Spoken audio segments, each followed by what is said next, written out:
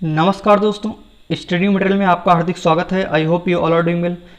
आज हम डिस्कस करेंगे कि जैसा आप लोगों को पता है कि आरआरबी एनटीपीसी का एग्ज़ाम 15 दिसंबर को होने वाला है।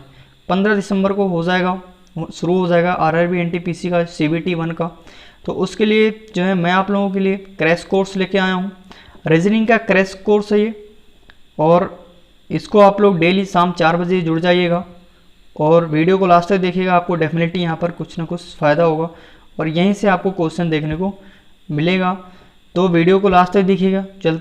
चलिए शुरू करते हैं। पहला क्वेश्चन यहाँ पर गिवन है, श्रृंखला में गलत पद ज्ञात कीजिए। तो यहाँ पर गिवन है AA VD CI DR EY। तो आप देखेंगे ध्यान से, आपको बताना है रॉन्ग पद, यानी कि गलत क्या है। तो A का, अगर मैं A की प्लेस वैल्यू यहाँ पर देखूँ तो A की प्लेस वैल्यू कितनी होती है, 1 होती है, और 1 का स्क्वायर करेंगे 1 हो जाएगा। और B की प्लेस वैल्यू कितनी होती है, 2 होती है, और 2 का स्क्वायर करेंगे 4 होगा, 4 की जगह पे D रखा हुआ है। C की प्लेस वैल्यू 3 होती है और 3 का स्क्वायर करेंगे तो 9 की जगह पे I रखा हुआ है। और 4 यानी कि D की प्लेस वैल्यू होती है 4, और 4 का स्क्वायर करेंगे तो 16 आना चाहिए, लेकिन 16 नहीं है कितना, 18। तो इसका मतलब DR गलत हो गया। तो राइट आंसर हो जाएगा D। तो यहाँ पर इस क्वेश्चन का जो राइट आंसर हो जाएगा वो हो जाएगा D। D इसका राइट आंसर हो जाएगा, क्योंकि यहाँ पर D दिया हुआ है, और D की जो प्लेस वैल्यू होती है वो होती है 4, और 4 का यानी कि पहले वाले अक्षर का स्क्वायर करेंगे तो सेकंड वाला आना चाहिए। तो 4 का स्क्वायर कितना, 16 आना चाहिए, लेकिन 16 गिवन नहीं है। कितना गिवन है, 18 गिवन है। R की प्लेस वैल्यू 18 होती है। तो ये रॉन्ग कौन सा हो गया, 18 हो गया, यानी कि DR। नेक्स्ट क्वेश्चन है, 5 और 7 के बीच में कितनी बार मिनट और घंटे की सुई एक दूसरे के विपरीत में आती हैं। तो यहाँ पर आपको बताना है अपोजिट साइड में 5 बजे से लेकर और 7 बजे के मध्य कोई ऐसा टाइम होगा घड़ी में जब घड़ी की दोनों सुइयाँ, यानी कि मिनट वाली सुई और घंटे वाली सुई अपोजिट होंगी। तो वो टाइम आपको एग्जैक्ट बताना है कि कौन सा टाइम होगा। तो यहाँ पर टाइम नहीं पूछ रहा है, कह रहा है कि कितनी बार आएंगी, कितनी बार जो है मिनट और घंटे वाली सुई एक दूसरे के विपरीत आएंगे 5 बजे से लेकर 7 बजे के मध्य में। तो कुछ भी नहीं करना है, सिंपल सा फंडा यहाँ पर ये है कि आपको पता होना चाहिए कि हर 12 घंटे में जो मिनट वाली सुई होती है वो कितनी बार क्रॉस करती है घंटे वाली सुई को, 11 बार क्रॉस करती है। यानी कि 11 हर 12 घंटे में 180 डिग्री का, आप ऐसे समझिए कि हर 12 घंटे में 180 डिग्री का जो कोण बनता है वो बनता है 11 बार। 11 बार क्यों बनता है, चूँकि 12 घंटे तो 12 बार बनना चाहिए, ऐसा होता नहीं है। तो 12 घंटे में जो 180 डिग्री का कोण होता है वो 11 बार बनता है। तो 1 घंटा कम कहाँ पर होता है, 1 घंटा कम होता है 5 बजे से लेकर और 7 बजे के बीच। 5 बजे से लेकर 7 बजे के बीच में 1 घंटा कम हो जाता है जब 6 बजता है। करेक्ट आप लोग घड़ी में देखेंगे जो एग्जैक्ट 6 बजेगा, तो कुछ इस तरीके से 6 बजेगा। यहाँ पर ये होगा आपकी घंटे वाली सुई और ये होगी यहाँ पर मिनट वाली सुई 12 पर। तो एग्जैक्ट ये 180 डिग्री का कोण देगा।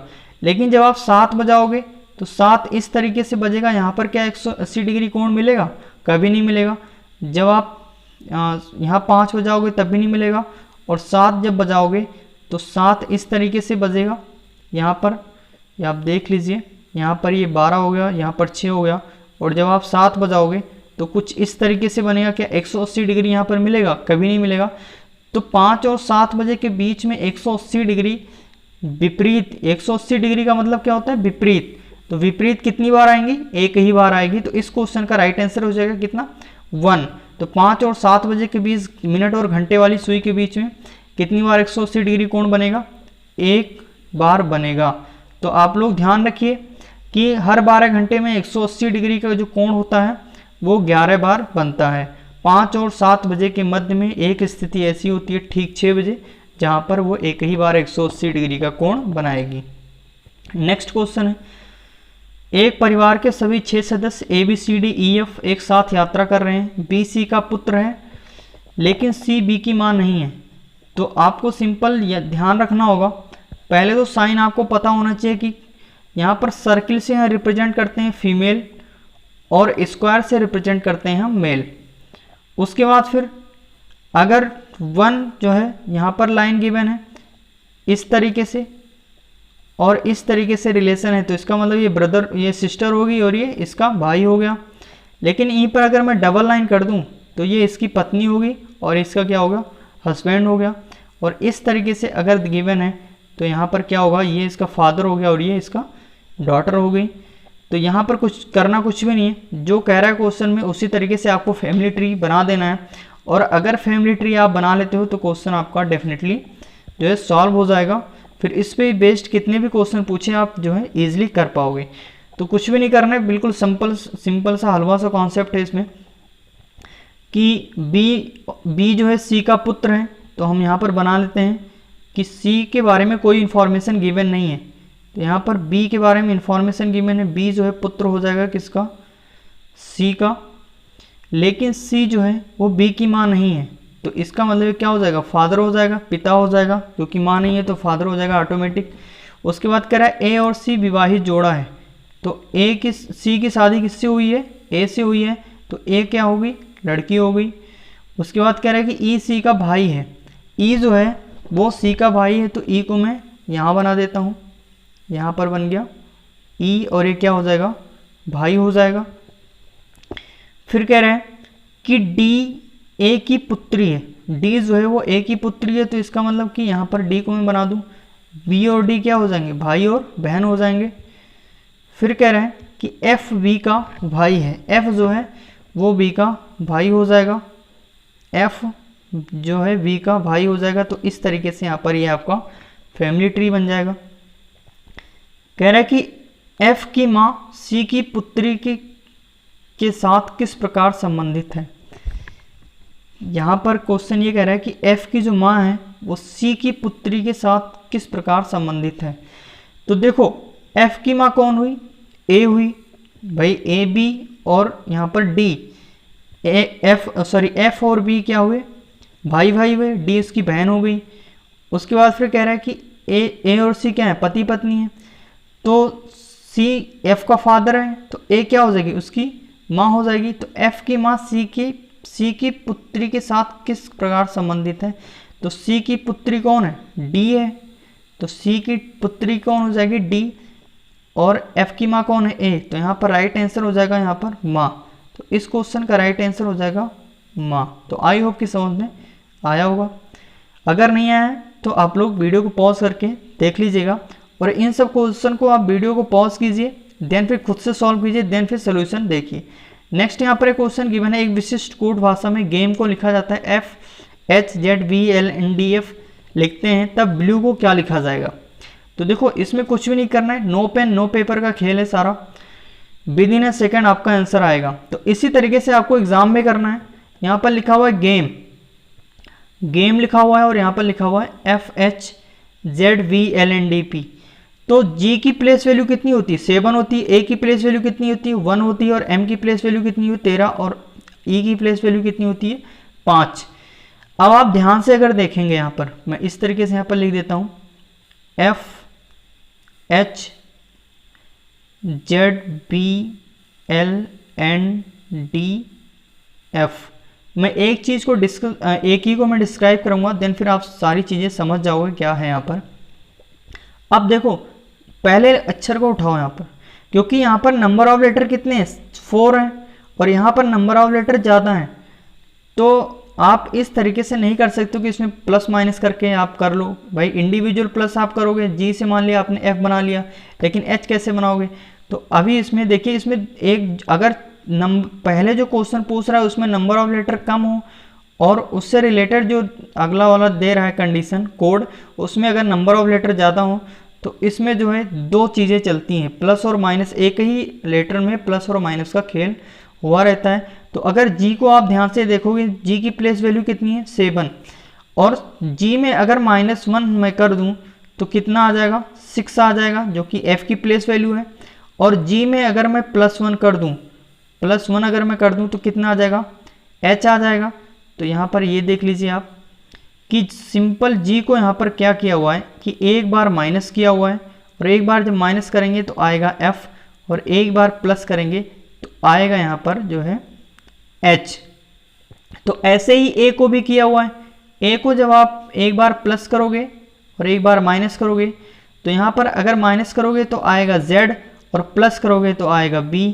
यहाँ पर ये देख लीजिए, g का ये हो गया, z और b किसका हो गया, a का हो गया।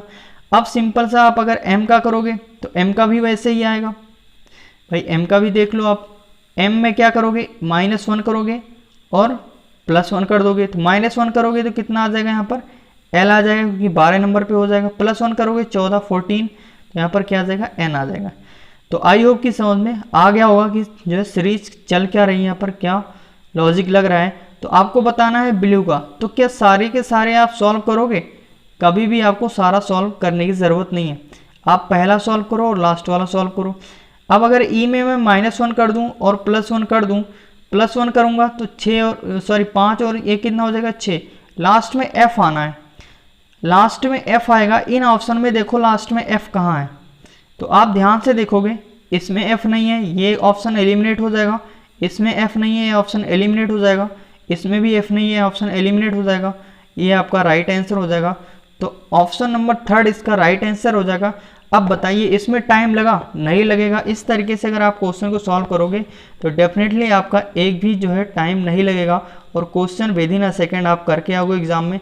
और इसी अप्रोच के साथ में आपको एग्जाम में पेपर भी करना होगा, क्योंकि पेपर ऑनलाइन है तो टाइम कम रहेगा और नंबर ऑफ क्वेश्चन जो है वो रहेंगे ज़्यादा। तो यहाँ पर अगर आप मिलाना चाहते हैं तो मिला लीजिए। अगर आप b को -1 और +1 करेंगे तो -1 करेंगे तो a आएगा, +1 करेंगे तो c आ जाएगा। तो लास्ट आपका ये राइट आंसर हो जाएगा ACKMDTVTF, यानी कि ऑप्शन नंबर 3। इसमें टाइम लगा, नहीं लगा, मैं समझा रहा हूँ तो टाइम लग रहा है। अगर आप करोगे इसको तो इसमें टाइम नहीं लगेगा, विद इन 10 सेकेंड आप इसको कर पाओगे।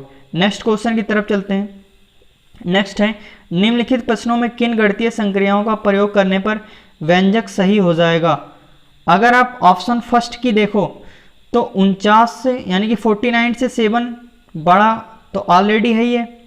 उसके बाद 7, अगर मैं ऑप्शन फर्स्ट को रखूं 49 में मैंने रखा, 49 बड़ा हो गया किससे, 7 से, 7 बड़ा हो गया 6 से। लेकिन यहीं पर मामला खराब हो गया क्योंकि इसने कहा हुआ कि 6 बड़ा है और किससे बराबर है 7 से, तो ये क्या हो जाएगा, गलत हो जाएगा। इसका मतलब ऑप्शन फर्स्ट गलत हो गया। अब देखो ये सारी चीज़ें तो गलत होगी। अब इसमें आप चले इस सेकंड में, सेकंड अगर आप चेक करोगे तो ये कह रहा है कि 49 इक्वल, इनको आपस में क्या करना है, जोड़ना है। क्या इनको जोड़ने से आ जाएगा 49? कभी नहीं आएगा। आप जोड़ लो, 7 6 13 और कितना हो गया 20 हो गया, 49 आया, नहीं आया।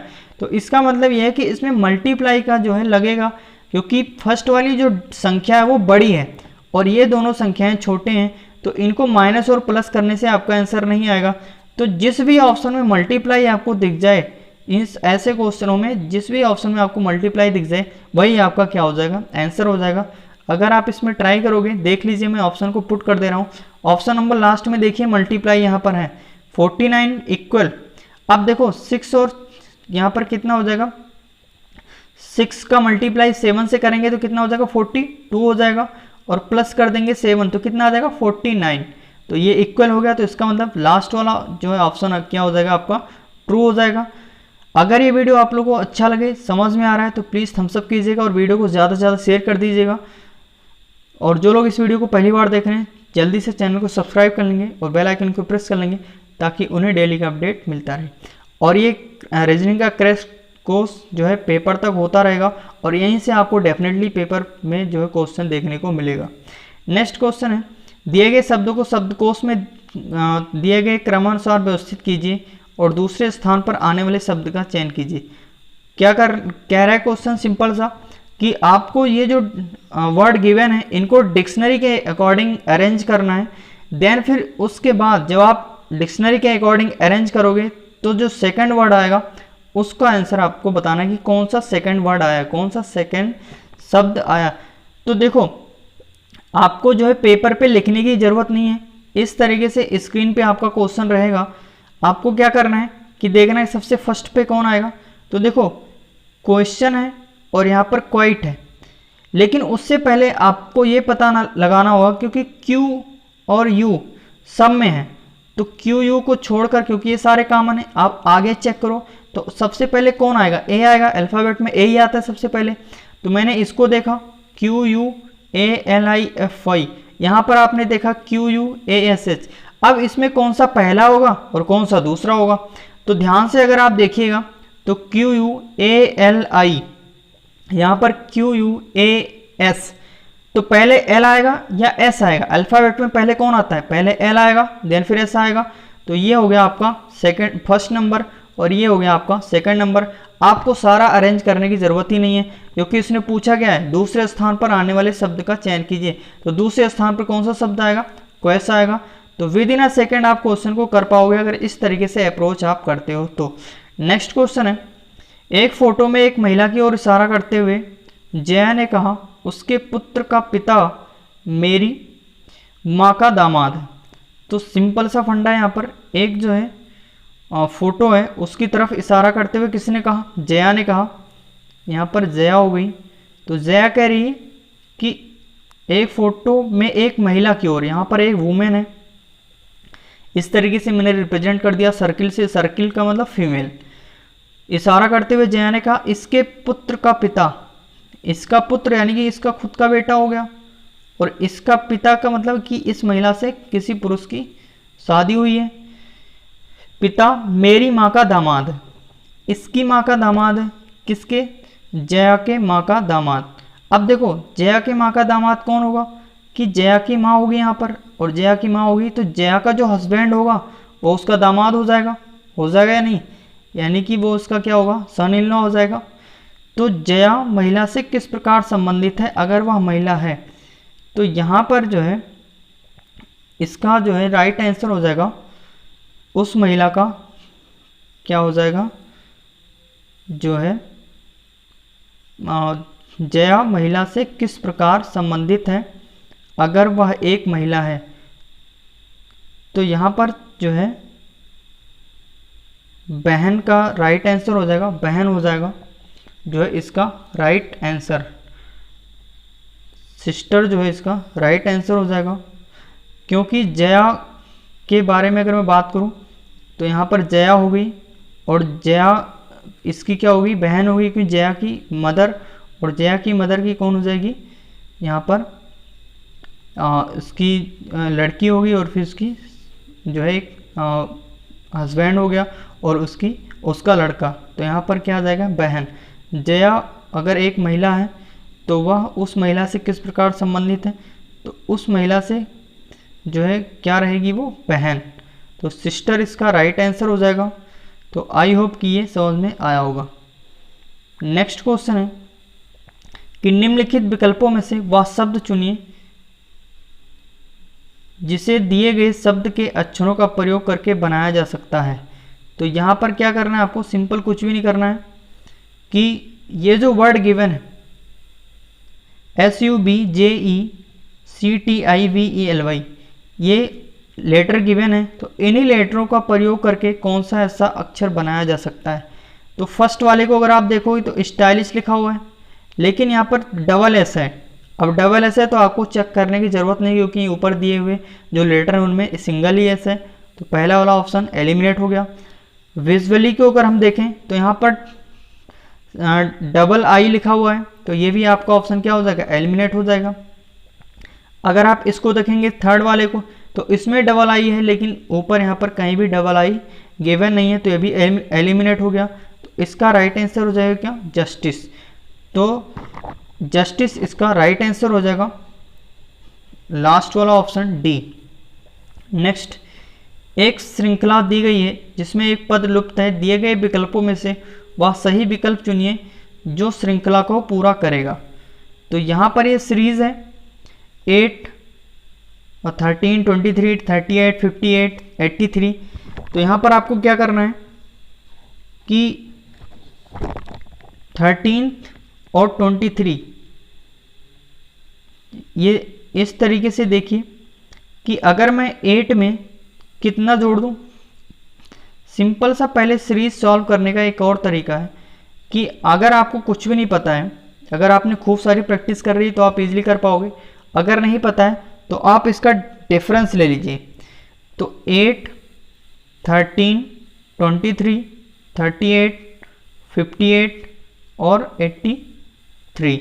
और जब आप इसका डिफरेंस लोगे तो 8 का यहाँ पर 5 का डिफरेंस आएगा, यहाँ पर 10 का डिफरेंस आएगा, और यहाँ पर कितना आएगा 15 का डिफरेंस आएगा, और यहाँ पर कितने का डिफरेंस आएगा 38 में आप 20 जोड़ोगे तो 58 आ जाएगा, और यहाँ पर 83 में आप कितना जोड़ोगे 25 जोड़ोगे, 58 में 25 जोड़ोगे तो 83 आ जाएगा।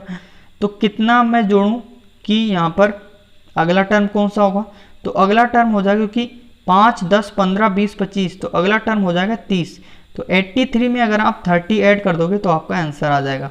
तो 30 ऐड कर दोगे कितना आ जाएगा 8 और 3 11, 113। तो इसका राइट आंसर हो जाएगा कितना 13। आप इजीली डिफरेंस निकाल लो तो कितना हो जाएगा आपका 13। कैसा यहाँ पर सीरीज कैसे चल रही थी, पहले में 5 जोड़ा, फिर 10 जोड़ा, देन फिर 15 जोड़ा, देन फिर 20 जोड़ा, देन फिर आपका 25 जोड़ा, और लास्ट में जो मैंने जोड़ा 30, तभी आपका आंसर है 1113। नेक्स्ट क्वेश्चन की तरफ चलते हैं। नेक्स्ट क्वेश्चन है कुछ छात्र एक पंक्ति में बैठे हैं जिसमें ए का स्थान जो है वो दाएं से 19वां है। यहाँ पर ए की प्लेस वैल्यू वो राइट साइड से कितनी है 19th है। ये आपका लेफ्ट हो गया, ये आपका राइट हो गया, तो राइट साइड से 19वां हो गया ए की जो पोजीशन है, और बी का स्थान बाएं साइड से 17वां हो गया। यहाँ पर जो बी की प्लेस वैल्यू हो गई वो कितनी हो गई 17 हो गई। फिर कह रहा है कि यदि वे अपना स्थान बदल लेते हैं तो वी का स्थान बाएं से 11वां हो जाता है। वी और ए, अब वी कहाँ आ जाए, वी ए के पास आ जाए, और ए कहाँ आ जाए, ए जो आ जाए बी के पास। तो इस कंडीशन में जो वी की पोजीशन है वो कहाँ पर बाएं साइड से कहाँ पर हो जाती है 11th हो जाती है। तो अगर मैं v को यहाँ पर कर दूँ, यहाँ पर v आ गया और यहाँ पर आ गया आपका a। अब देखो बाएं साइड से कितना हो जाएगा 11 हो जाएगा, और जब 11 हो जाएगा तो राइट साइड से आपको पोजीशन पता है कितना 19। तो आप इस तरीके से निकाल सकते हो। टोटल पूछा है, टोटल बराबर कितना होता है भाई, टोटल कैसे निकालते हैं लेफ्ट प्लस राइट -1, यही तो फॉर्मूला है। तो इस तरीके से आप इसमें रख दीजिए, लेफ्ट में कितनी है पोजीशन 11 प्लस राइट में इसकी पोजीशन कितनी है 19 और -1 कर दीजिए। तो इसको ऐड करेंगे तो कितना आ जाएगा यहाँ पर 30, और 30 में -1 करेंगे तो कितना आ जाएगा 29। तो इस क्वेश्चन का राइट आंसर हो जाएगा 29 इसका राइट आंसर हो जाएगा। यानी टोटल पंक्ति में कितने बच्चे हैं 29। नेक्स्ट क्वेश्चन है कह रहा है कि सभी एक्स आई पी आई हैं, यानी कि सी सभी पी हैं, तो सारे के सारे क्या हो गए एक्स आई क्या हो गए पी आई हो गए। पी आई को आप बाहर बना दीजिए इस तरीके से। और फिर कह रहा है कि कुछ एक्स आई जेड एक्स हैं, कुछ एक्स आई क्या है जेड एक्स। फिर कह रहा है कि कोई जेड एक्स टी वी नहीं है, कोई भी जेड एक्स आपका टी वी नहीं है, टी वी नहीं है। ये तो होगी कथन होगा, स्टेटमेंट हो गया। अब निष्कर्ष पूछ रहा है कि कुछ पी आई टी वी हैं, कुछ पी आई टी वी हैं, हमें नहीं पता क्योंकि यहाँ पर ये कोई भी इंफॉर्मेशन गिवन नहीं है इन दोनों के बीच में। नेक्स्ट कह रहा है कोई एक्स आई टी वी नहीं है, कोई भी एक्स आई टी वी नहीं है, तो हम नहीं बता सकते हैं। क्यों? क्योंकि हमें सिर्फ जेड एक्स के बारे में इंफॉर्मेशन है, एक्स आई के बारे में कोई भी इंफॉर्मेशन गिवन नहीं है। अगर एक्स आई के बारे में इंफॉर्मेशन गिवन होता तो हम बता देते, लेकिन एक्स आई के बारे में कोई भी इंफॉर्मेशन गिवन नहीं है तो हम बता नहीं सकते हैं। तो इसमें जो इसका राइट आंसर हो जाएगा नाइदर फर्स्ट नॉर सेकंड, ना तो पहला ही सही है और ना ही दूसरा। तो इसका जो राइट आंसर हो जाएगा नाइदर फर्स्ट नॉर सेकंड, ना तो पहला सही है और ना ही दूसरा। क्यों? क्योंकि कह रहा है कि कुछ पी आई टी वी हैं। अब देखो कुछ पी आई टी वी हैं हमें नहीं पता क्योंकि इस सर्किल से इस सर्किल से कोई रिलेशन है नहीं है। फिर कह रहा है कोई एक्स आई टी वी नहीं है, कोई भी एक्स आई टी वी नहीं है, जबकि इस स्टेटमेंट में गिवन है कि कोई भी जेड एक्स टी वी नहीं है, कोई भी जेड एक्स टी वी नहीं है। तो हम एक्स आई के बारे में कोई इन्फॉर्मेशन है नहीं, हो भी सकता है और नहीं भी हो सकता है। तो इस कंडीशन में इसका आंसर हो जाएगा नाइदर फर्स्ट नॉर सेकंड। तो आई होप कि आपको समझ में आया होगा। वीडियो कैसा लगा आप लोग जो है कमेंट बॉक्स में ज़रूर बताइएगा। अगर वीडियो अच्छा लगा, हेल्पफुल लगा, तो वीडियो को लाइक कीजिएगा, ज़्यादा से ज़्यादा शेयर कीजिएगा। और ऐसे ही वीडियोस को देखने के लिए आप लोग चैनल को सब्सक्राइब कर लीजिएगा, बेल आइकन को प्रेस कर लीजिएगा, ताकि आपको डेली का अपडेट मिलता रहे। और ये 4 बजे आप डेली जुड़ जाइएगा। आरआरबी एनटीपीसी टारगेट 15 दिसंबर का क्रैश कोर्स डेली चलेगा। तो आप लोग अपने जो फ्रेंड्स हैं उनको भी शेयर कर दीजिएगा वीडियोस को, और डेली शाम को 4 बजे वो जुड़ जाएँ। तो आज यही इतना ही, कल मुलाकात होगी नेक्स्ट क्रैश कोर्स के साथ। तो रीजनिंग का ये क्रैश कोर्स है, और डेली का करंट अफेयर भी मैं अपलोड करता हूँ मॉर्निंग में, उसको भी आप लोग देखा कीजिए। तो धन्यवाद। जय हिंद, जय भारत।